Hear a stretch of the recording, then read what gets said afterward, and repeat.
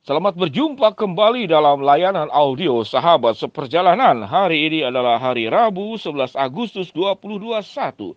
Tema renungan dan saat teduh kita dengan judul Kunci Keberhasilan, Kunci Keberhasilan. Firman Tuhan terambil dalam Ulangan 28 ayat yang ke-13. Demikian bunyi firman Allah. Tuhan akan mengangkat engkau menjadi kepala dan bukan menjadi ekor. Engkau akan tetap naik dan bukan turun apabila engkau mendengarkan perintah Tuhan Allahmu yang kusampaikan hari ini. Kau lakukan dengan setia. Mari kita berdoa.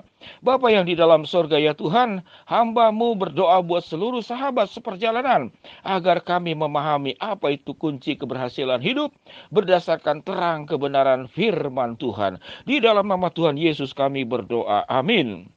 Shalom sahabat seperjalanan yang dikasihi Tuhan. Dari kecil kita diajarkan oleh orang tua kita bagaimana hidup supaya berhasil, dan orang tua berjuang mati-matian agar masa depan kami itu penuh dengan keberhasilan, dengan memberikan makanan yang baik, gizi yang baik, pendidikan yang dianggap baik sesuai dengan apa yang dipikirkan oleh orang tua, kemudian membimbing kami menjauhkan dari pergaulan yang buruk dan segala-galanya agar kami berhasil.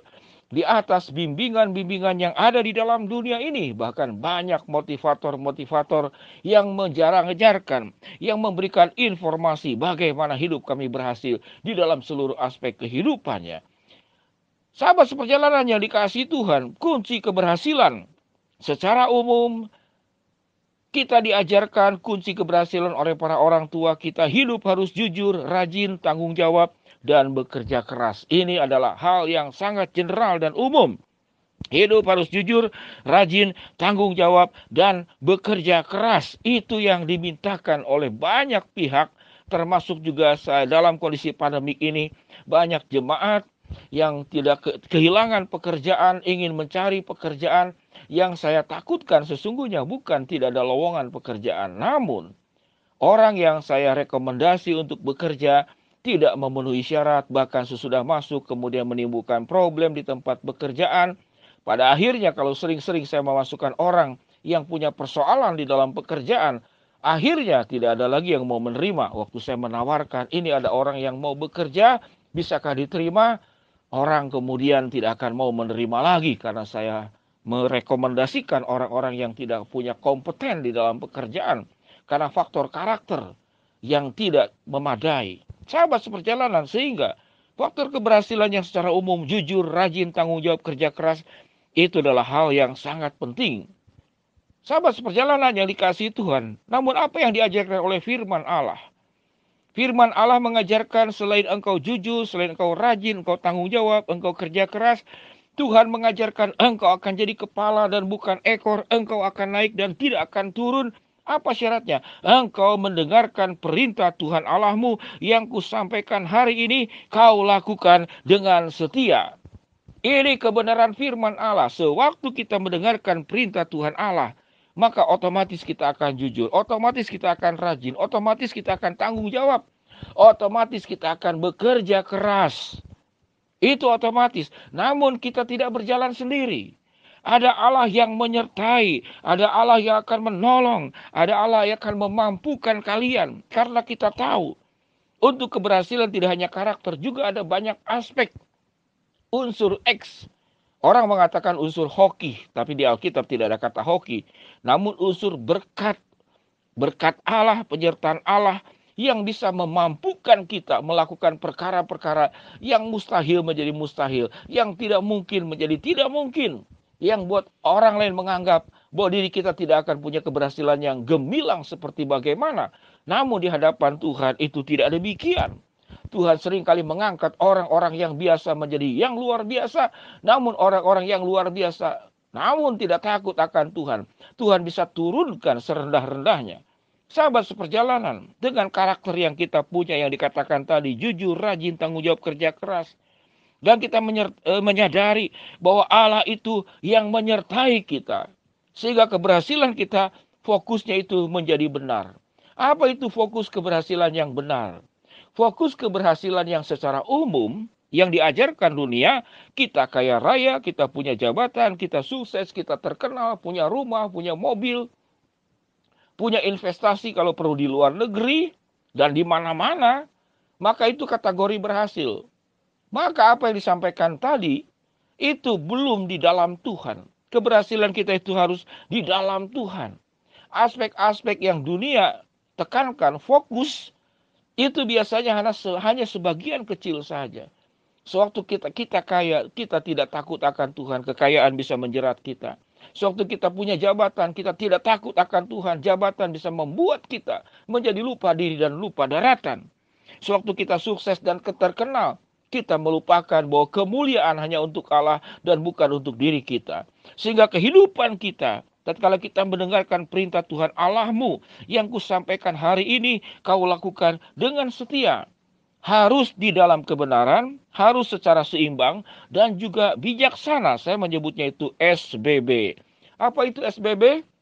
Seimbang, S-nya, B, benar, B yang kedua, yaitu bijaksana. Apa itu seimbang? Ingat bahwa ada banyak aspek yang dilupakan di dalam keberhasilan, yang mungkin sedikit orang juga yang berpikir bagaimana berhasil di dalam aspek yang paling mendasar. Semenjak saya berumah tangga, saya berdoa kepada Tuhan agar saya bisa berhasil menjadi seorang ayah yang baik buat anak-anak saya. Itu menjadi mimpi saya. Saya tidak berpikir menjadi kaya, saya tidak berpikir yang utama menjadi pendeta yang hebat, yang terkenal, yang diundang kemana-mana, tidak. Saya ingin menjadi suami yang baik dan juga menjadi ayah yang baik. Itu adalah mimpi saya yang utama. Kalau seandainya saya berhasil di seluruh aspek, kemudian anak-anak saya tumbuh dengan tidak baik, hubungan rumah tangga hancur lebur, hubungan suami istri hancur-hancuran, apa artinya kekayaan? Apa artinya jabatan? Apa artinya kesuksesan? Dan apa artinya terkenal? Sehingga perjuangan yang pertama adalah rumah tangga harus diperbaiki, dan itu harus dibuat rumah tangga itu berhasil dan sukses. Di dalam berumah tangga, kita mengajarkan seorang yang mau memimpin untuk apapun di luar rumah tangga, dia harus menjadi pemimpin rumah tangga yang baik. Dia harus menjadi anggota keluarga yang baik. Jadilah anak yang baik, jadilah orang tua yang baik, jadilah mertua yang baik, jadilah mantu yang baik. Jadilah suami yang baik, jadilah istri yang baik. Karena kebahagiaanmu, kesuksesan yang terjadi di luar rumah, pada akhirnya engkau akan kembalikan ke dalam rumah. Anak-anak akan mendapatkan warisan, tidak hanya masalah kekayaan, namun warisan keteladanan orang tua. Keteladanan iman, keteladanan hidup, keteladanan karakter, dan Tuhan dimuliakan lewat rumah tangga yang kita bina.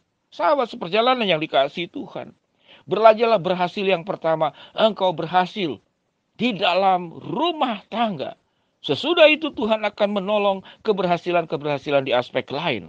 Aspek yang lebih utama daripada seluruhnya itu. Jangan berjuang tidak hanya berhasil di dunia yang sementara. Kita harus berjuang di dalam waktu kekekalan. Kita berhasil di dunia, kita pun berhasil setelah kita meninggal.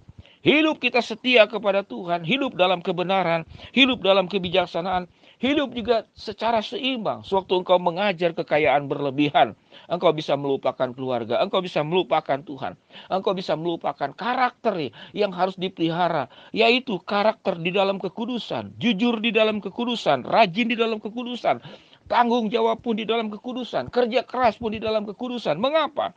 Karena kita mendengarkan perintah Tuhan Allahmu yang kusampaikan hari ini, kau lakukan dengan setia, maka Tuhan menjanjikan engkau akan berhasil lahir batin di dunia dan dalam kekekalan. Tuhan akan mengangkat engkau menjadi kepala dan bukan menjadi ekor. Engkau akan tetap naik dan bukan turun. Mari kita berdoa. Bapa yang di dalam sorga, hamba-Mu berdoa ya Tuhan, buat sahabat seperjalanan agar punya kunci keberhasilan yang seimbang, bijaksana, dan benar. Ya Tuhan, untuk yang sakit di rumah sakit maupun di rumah, Tuhan jamah dan sembuhkan.